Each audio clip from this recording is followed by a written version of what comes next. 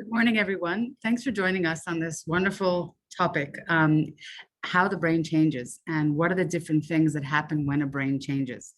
I know we're all having changing brains at the moment because of COVID, and we're a bit disorientated. One day sort of goes into the next day. So I'm excited to spend the next half an hour with you, and I hope you enjoy the topic.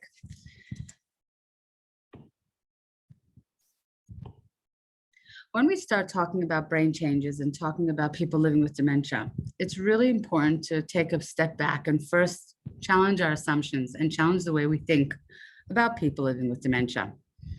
The best analogy I can give you is succulents, plants. There's about 10,000 different types, more than 10,000 different types of succulents out there.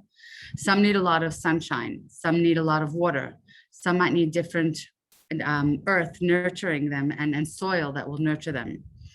But if you come to them, if you treat a plant exactly the same like all the other 10,000 plants, you have a risk of killing it, because it can't be a one size fits all. And so when we start thinking about people living with dementia, we also have to remember that as well. And so that should be our starting point, that every single person living with dementia is different. If you've met one person living with dementia, you've met one person living with dementia. You might have met two people with the same diagnosis of Alzheimer's, Lewy bodies, frontotemporal dementia, but each presentation, each life story, each person's journey is going to be very, very different. And so it's really important that as we start going through this webinar about brain changes, we start with the assumption that every single person is different, and every person needs a little bit more sunlight or a little bit less water or different soil and different nurturing. And so that's going to be our starting point. So when we talk about brain changes, we have to challenge the assumption whose brain is changing and whose brain can adapt to interact. And it's really important to be able to understand this, because when we think about adapting, often we find care partners or support workers wanting the person with dementia to adapt to the new environment, to adapt to the new routine, to adapt to a new, it could be a medication, it could be food, it could be different faces. And there's a very high expectation that their brain is going to adapt to the newness. Where in fact, we can adapt to interact. We should be adapting what we do with the person, because their brain is changing and their brain is deteriorating. We know that dementia is a degenerative, terminal, progressive disease. And so asking for someone who has all those challenges to adapt can be quite complex. So when we talk about the brain changes, I'd like to talk about a few things. We talk about, how does our brain take in data? How does our brain take in information and process information? So we have 5 different senses. And if you want, you could put up your hand so you sort of put in a muscle memory into your brain. The first way our brain takes in data is the strongest way, is what we see. So it's like a painter. So what we see is what we try, is the way our brain processes information. If I hear a noise, I turn around to see what that noise is. If I hear something slam, I automatically look, because my brain will understand what it is by seeing it. The second way our brain takes in data and processes information is auditory, sounds, what we hear. And so when we hear something and we turn to see what it is so that our brain understands. Those are the 2 strongest ways our brain takes in data, takes in information. And then we have touch, taste, and smell. The interesting thing about touch, and today we're probably going to focus on visual changes and auditory changes, and possibly in a different webinar we'll focus on the others, but I just wanted to make a comment on the tactile touch process, the way our brain takes in information. Often in a care environment, we find that people will come up to someone and touch them and start trying to do something with them, and they get really startled. The reason for that is they haven't processed that you're there visually. They didn't process auditory from a hearing information, and we touched them before we did step A and step B. Imagine walking down a dark alley and someone comes behind you and touches you. Automatically that triggers your amygdala and you go into fight, flight, and fright, because someone's touching you without you knowing who it is and what they want to do with you. Imagine having to, being in a care environment where someone comes in and touches you and starts undressing you to take you to a shower, but in fact, you actually haven't processed yet visually or auditory what they want you to do. And so it feels like an attack. So really important as we go through the different brain changes to understand how the brain changes from these 5 different senses impacts the person living with dementia, and how we can adapt what we do in order to help them to interact better. So visual changes. In the early stages of dementia, we know that processing information starts changing. And the way we process information visually starts changing.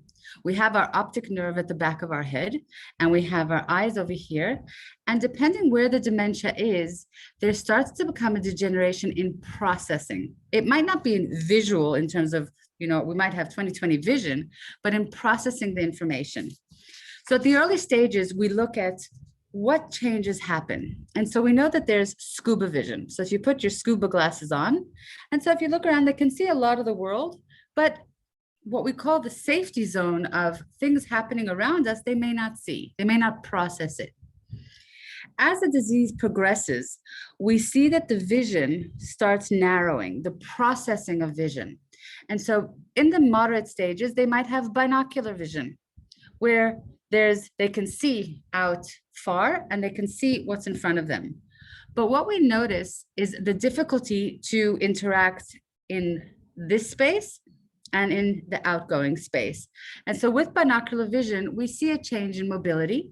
We see a change in processing information. If I have a stain on my shirt, I might not notice it, because if you put your binocular visions on right now, you try and look down at your shirt, you might not process it, you might not see it. If someone puts food in front of you and you're socializing, you might be focusing on what's in front of you out there, but you actually don't see that there's something right in front of you.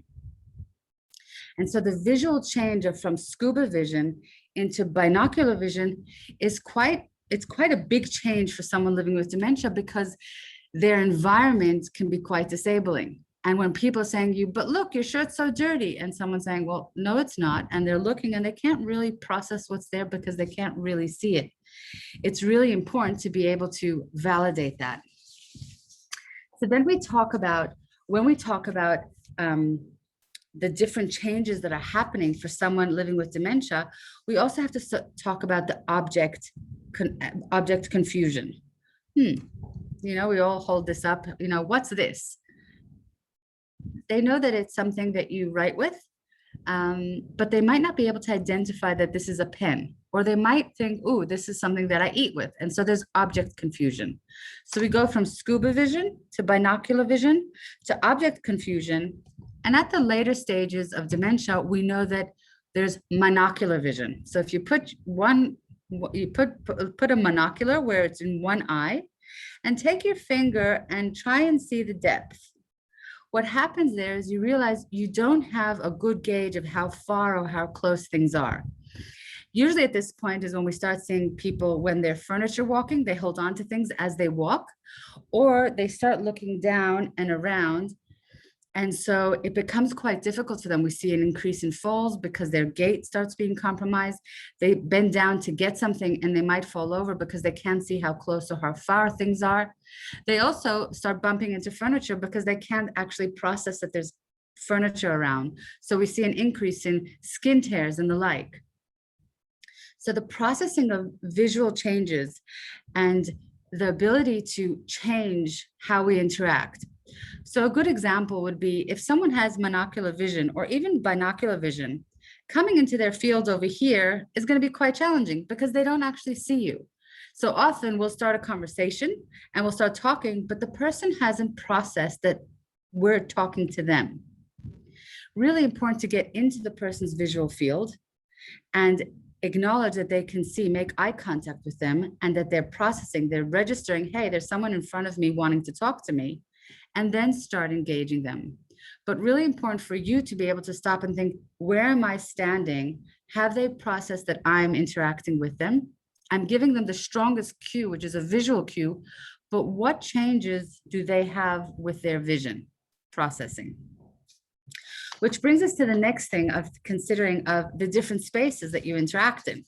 So not every space is the same type of space, which is really, really important, because often we just think, okay, we're interacting, they can see us, so now we're going to interact. But there are three spaces that we talk about when we interact with people. There's the public space, which is over 2 meters, and it might be someone who's 2 meters away talking to me. And for someone at the beginning stages of dementia, that's absolutely fine. Then there's the personal space, which is probably about 2 meters. And then there's intimate space, where if you put your arm out, it's probably in between the length of the person's arm. If you interact at an early stage with someone in an intimate space, that can be quite, you're coming into my personal space. Intimate space is, people that I like come into my intimate space. A person with moderate dementia, if they have binocular vision and someone comes into their intimate space, it could be quite intimidating. It could be quite confronting. It could be quite combative. So we have to be able to understand what is the space that we're interacting with person, what's their visual processing when we're interacting with that person, and how are they responding? Not just interacting, because a visual cue is the strongest way our brain processes information. So we have the three spaces. There's the public, the private, and the intimate. There's the different changes in processing information. And so then we're going to move on to auditory changes. Before we go into auditory changes, I want to share with you this video of, I suppose, what it means when someone is at moderate stages of dementia and someone doesn't consider their visual changes and doesn't consider the spaces. Please excuse my acting. Hi, Trisha. How are you? Hello. How's the morning been? Did you have a shower? Would you like to go have a glass of water? Trisha, would you like a glass of water? Maybe you want juice, coffee, juice? Trisha, come, let's go. Why aren't you coming? Trisha. I don't understand. Okay, so my acting isn't great. But what you can see is the person has binocular vision. I came right up to them. What do you notice about my tone of voice? It's pitched really high. What do you notice about, what does it feel like when someone's talking to you so close? It's quite babyfying. It's quite patronizing.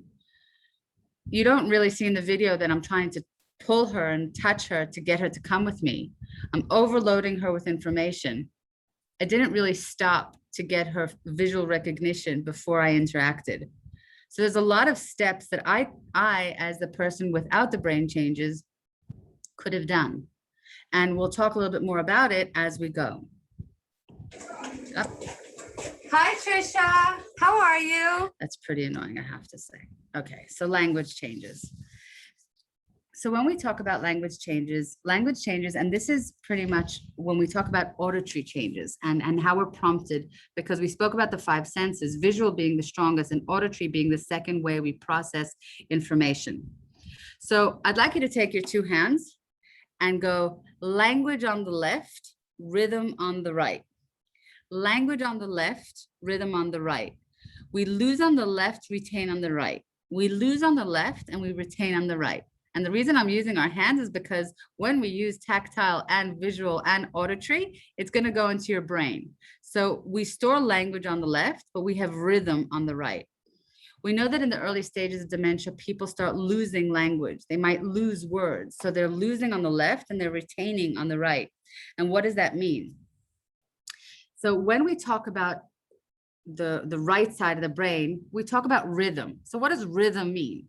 Social chit chat. So there's 5 things that we have when we talk about rhythm. There's the social chit chat. Hey, how are you? How you doing? That's something that's retained for a very long time. The social chit chat of, hey, how are the kids? And so often if you meet someone on the street and your friend told you they have dementia and you had maybe a 2-3 minute conversation, that's social chit chat. You're gonna think, they're absolutely fine. They asked me about the kids. They asked me about my partner, but that's social chit chat. That's rhythm. Hey, how are you? Good. How are you doing? What's happening? All that is social chit chat, and that maintains, that stays for quite a while. So even someone, when they're at the later stages of dementia, if you say hey, they'll say hey. If you say how are you, and they'll say good. So that is maintained. The other thing to remember about rhythm is they can get it and they can give it. So if you say,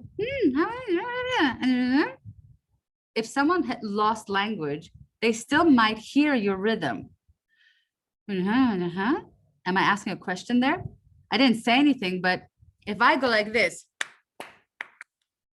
you probably can do it back to me. If I go, in your mind, you're thinking, because our brain understands rhythm. We can get it and we can give it. And those are skills that are maintained on the right side of the brain.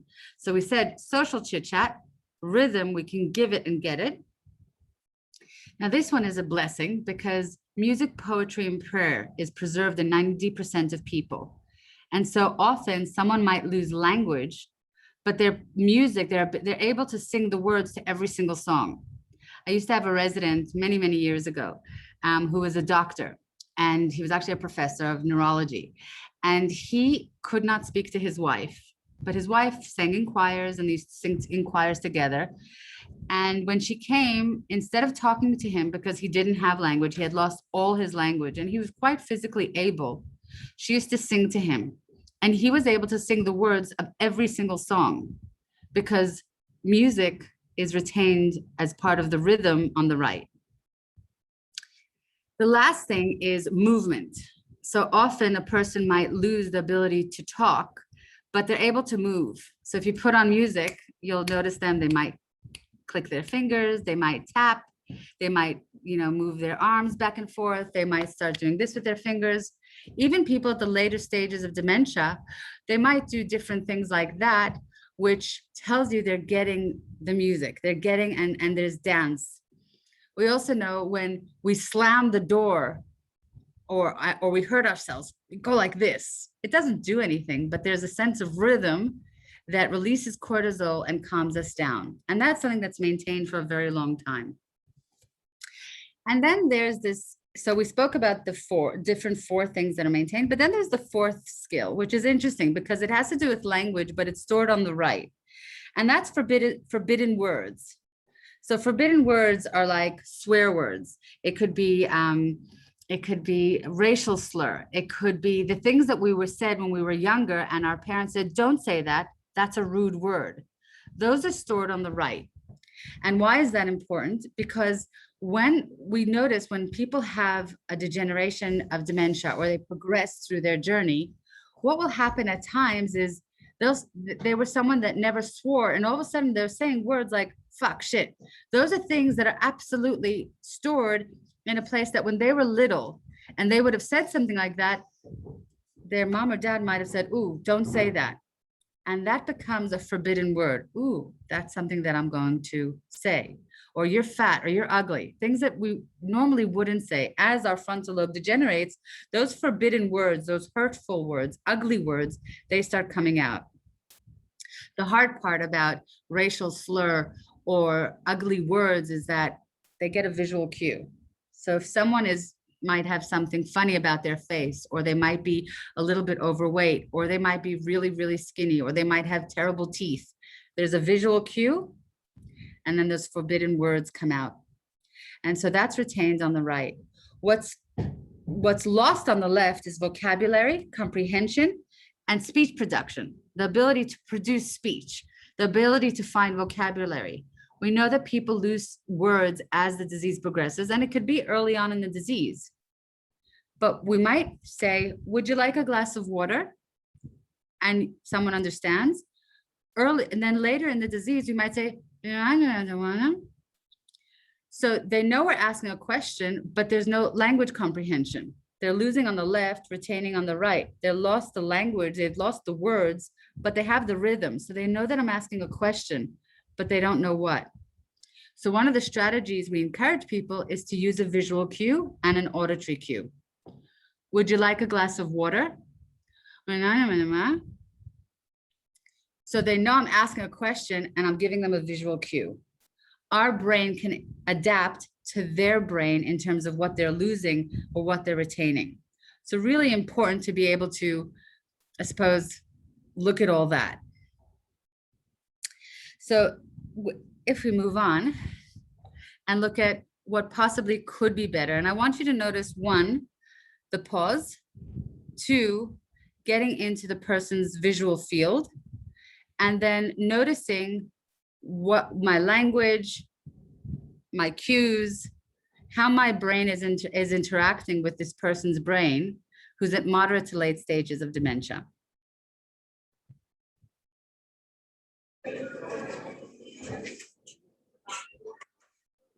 Hi, Trisha. Hello. I'm Tamar.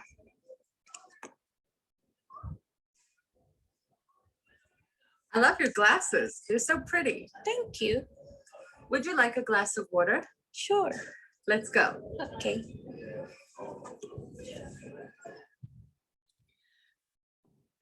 Oh, sorry, I keep doing that. So what you might notice in that video is I stop, I get into the visual field. I'm in the private space. So we spoke about public, private, and intimate. I'm in the private space, but not too far away, but not too close. I'm making sure that she's following me with her head as I'm talking to her. And then I'm giving her visual cues and auditory cues. So when this was going to be live, I was going to ask you, what was your aha moment, or what was something that you took away? I'd love for you to email us and share with us, what was something that you learned differently today that you didn't know beforehand, or something that you might do a little bit differently from exploring today and finding out this new information of how we can adapt our brain as someone's brain is changing. A little bit about GHA. We started in 2012. We have homes in the local community with 6 to 10 residents. Our residents are living with a diagnosis of dementia, or the way we like to call it is they're living beyond the diagnosis of dementia. And it's really about living. They engage in everything that we do in the homes. They cook, they bake, they garden, they shop, they do everything that we do. The homes look and feel and smell like real home environments. And so it's not about an institutional environment. It's not about institutional routines. I hope you enjoyed the webinar today. I'm just going to pause our share. And I just wanted to say thank you for joining us. If you have any questions, or if you'd like to come see one of our homes, we're obviously in lockdown at the moment, but we'd love to be able to host you one of our homes or answer any of your questions that you have. Have a wonderful day.